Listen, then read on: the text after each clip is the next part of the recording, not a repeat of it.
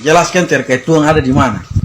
Tuhan itu tidak bisa dijelaskan, tapi bisa diakui dan dikukuhkan pada diri masing-masing orang. Apakah dia sudah mengadakan perjumpaan dengan dia? Kalau belum, jangan cerita Tuhan. Memang. Nanti yang kalian sembah cuma angan-angan. Menyembah angan-angan itu sama saja dengan menyembah pohon. Nggak usah bercerita tentang Tuhan, tapi lihatlah karya Tuhan buat umat manusia dan makhluk-makhluknya yang ada di muka bumi. Itu saja. Alam ini membuat kita mengerti apa artinya sebuah kehidupan.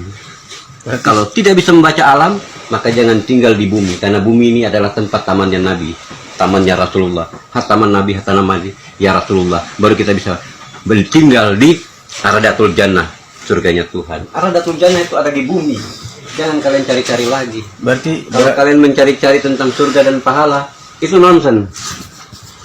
Tapi nikmatilah hidup ini, karena yang nikmat itu pasti mati dan memutuskan rasa. Setiap nikmat pasti, kata dasarnya mati, menikmati. Nah, itu. Yang enak-enak itu pasti mati. berarti akhiran kata dari menikmati itu mati. Mati. Kalau belum pernah merasakan mati, jangan cerita tentang hidup. Kalau mau hidup, mati dulu. Berarti saya perlu mencari tahu tentang keberadaan Tuhan. Tuhan tidak perlu dicari. Betul. Dalam setiap sendi-sendi kehidupan manusia, Tuhan sudah selalu ada. Tanpa Tuhan maka tidak ada kehidupan. Karena Tuhan adalah sumber kehidupan, dan Tuhan adalah sumber kebenaran, Tuhan adalah sumber kekuatan.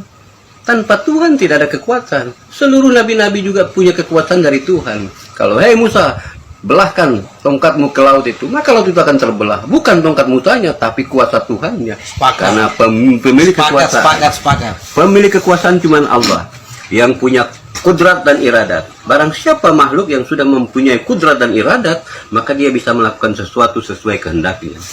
Dia punya kuasa dan dia punya kehendak. Apapun yang dia kehendaki terjadi, maka terjadilah. Kalau itu sudah dimiliki oleh insan-insan manusia yang suci, nah kalau di zaman sekarang sangat sulit. Walaupun kiai, ulama-ulama besar juga sulit mendapatkan itu, karena mereka sudah terpengaruhi oleh berbagai macam teknologi, ya kan? Mereka sudah tidak bisa membaca lagi tentang keadaan alam ini. Kalau dulu tanpa teknologi, bintang sudah menjadi mata pelajaran buat mereka. Pasang surutnya air laut sudah bisa menentukan panas teriknya musim hujan atau segala macam. Itu bisa ditentukan dari pasang surutnya air laut. Tidak perlu lagi mereka membuka aritmatika atau fisika segala macam. Kepastian ada dalam dirinya dan Tuhan. Siapa yang mengenal Tuhan, maka dia akan memiliki kepastian hidupnya. Tanpa mengenal Tuhan, tidak akan pernah. Dan Tuhan itu siapa sebenarnya? Cari tahu itu Tuhan itu siapa. Kalau kamu bisa bertemu dengan Tuhan, maka selesailah riwayat. Tidak ada lagi kitab-kitab yang akan dimunculkan dalam dirimu. Karena kitab yang asli adalah dirimu sendiri. Itu adalah kitabmu.